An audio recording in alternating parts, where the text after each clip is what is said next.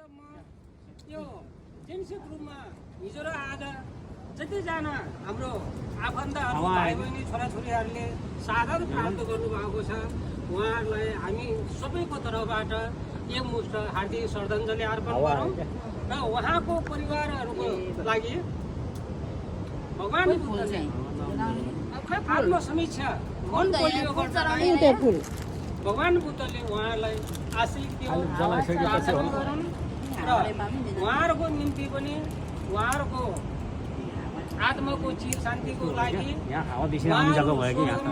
भगवान् बुद्धको काखमा बसौँ भनेर हामी प्रदेशमा पनि हाम्रो आफ्नो हैसियत अनुसार छौँ।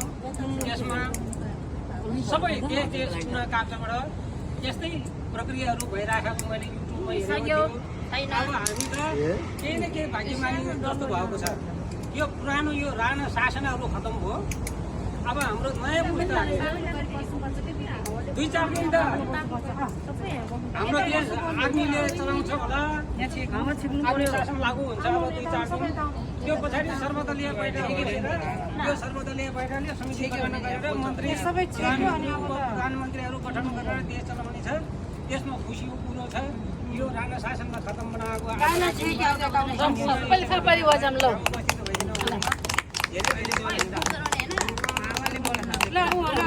फुल चरा